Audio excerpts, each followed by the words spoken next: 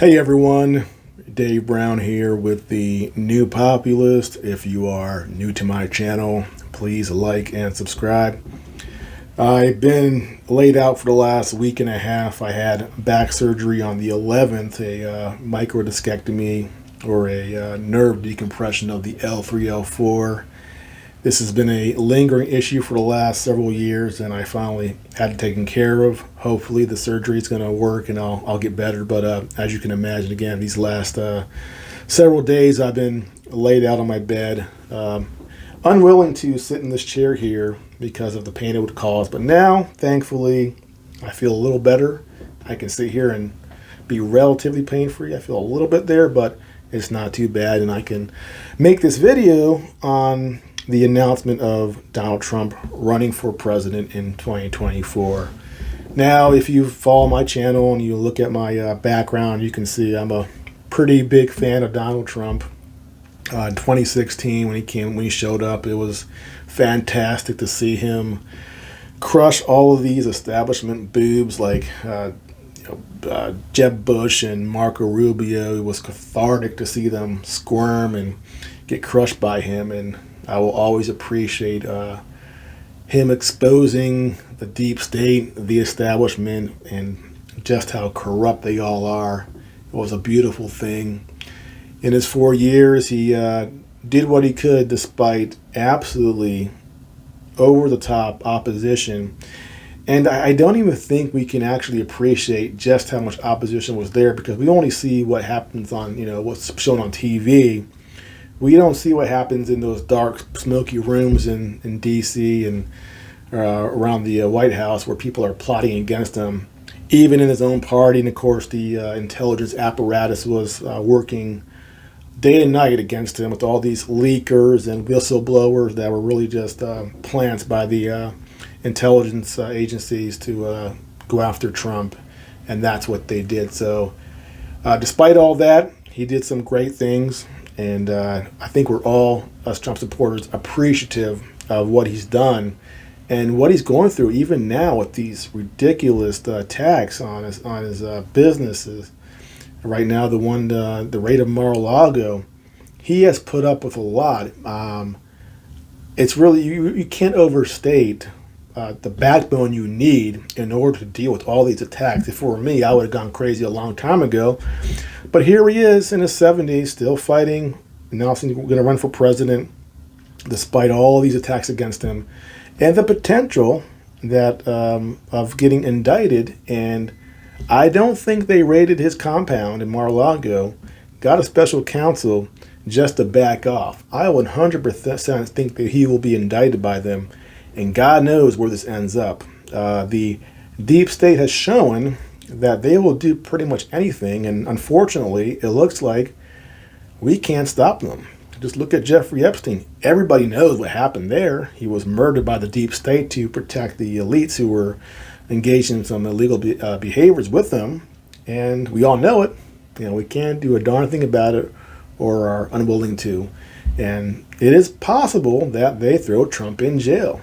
It's it's more likely that he makes a plea deal and has to pay a fine and just is humiliated.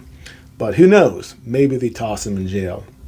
But back to this 2024 announcement. I want to make this point, and this is my main point on this video, and that is 2024 is not 2016.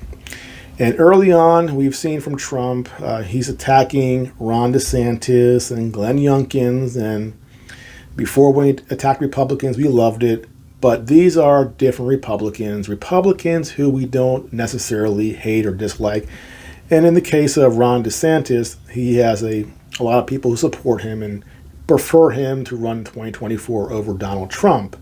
And my concern is that if Trump takes the strategy of doing what he did in 2016 and 2024, this will backfire big time on him. And either it will lose him the nomination, or even if he gets the nomination, he will lose the general election, especially with all the election fortification that we have now in place.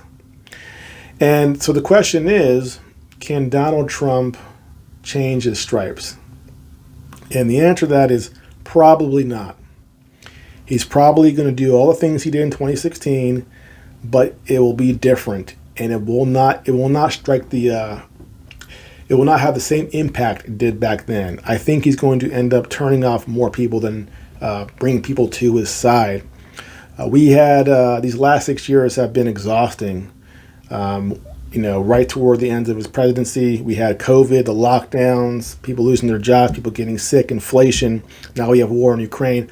People are generally just tired. And if he's going to run a campaign where he attacks conservatives and Republicans within the party, I think even people in the base, even some of his core supporters, might become exhausted by that.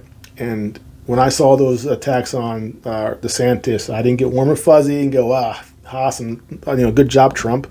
I kind of went, maybe now is not the time to be attacking Ron DeSantis. Maybe it's time to have a better strategy of coming together.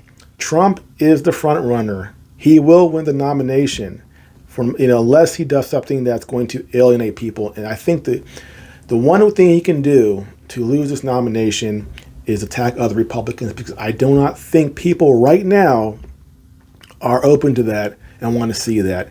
And even myself, a big Trump supporter, I went, could you lay off Ron DeSantis? Could you lay off Glenn Youngkins? Could you focus on the issue that everyone's worried about, inflation and immigration and gas prices and this war in Ukraine? That's where you're going to win people over. That's where you're going to draw people to your side. That's where you're going to win in a general election, by bringing up those issues that everyone's worried about in their lives and not making it about yourself and your ego and attacking other people. Again, what's my theme of this video? 2024 is not 2016. And if Trump doesn't evolve, I think it's going to hurt him.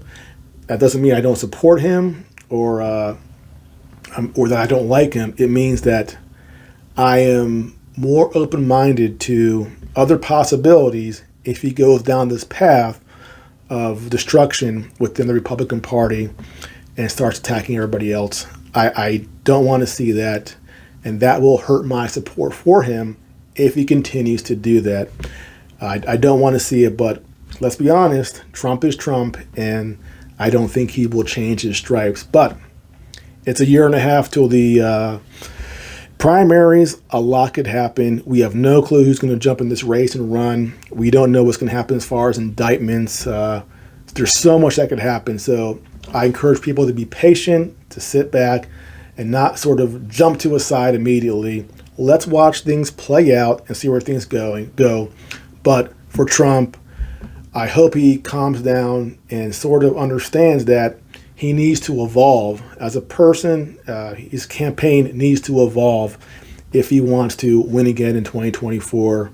If he does the same old things he did in 2016, great in 2016, but I don't think that works in 2024, and that will be harmful for him and for Republicans generally if he continues down that path. But we'll have to see what he does. Hopefully he learns, or someone talks to him and says, hey, well, let's make a little adjustment here and try to have a more positive message and not have that circular firing squad within the Republican Party that just makes things crazy and just turns people off. That's my hope. I hope he calms down. I hope he figures things out. I'm not optimistic, but that would be my advice to him if he wants to go, if he wants to win in 2024 and bring some independents and some Democrats over to his side. That's what he's going to need to do. If he doesn't, he may still win the nomination, but my fear is he loses in 2024 in a general election, and we're stuck with either an 82-year-old Joe Biden, or I have no clue who else Democrats could run. I really don't. Kamala Harris? I mean, gosh, she's stupid. I'm not sure who's in their bullpen. So it might be Joe in 2024, 82 years old and just babbling like an idiot because his brain's gone, because of dementia, obviously, which is there. Not to make fun of someone with dementia. It's horrible, but he is running the free world, and that's pretty damn important. And if he has dementia, he's not all there. That's a scary thing, except for the fact that we know he has the puppet strings and he's being controlled by the people around him. Probably his chief of staff, Ron Klain, and a few others who are really calling the shots and handing him the script to read. So, but I don't want to see a Joe Biden in 2024. I want to see a Trump or a DeSantis, somebody who might actually work for the American people, and which is why I don't want to see Trump go down this road of destroying other Republicans and not understanding that things have changed and it's time for a change. And if he changes, he can win. If he doesn't, my fear is that he loses. So we'll just have to wait and see. Well, that's it for now. Again, if you are new to the channel, please like and subscribe. I'll see you next time.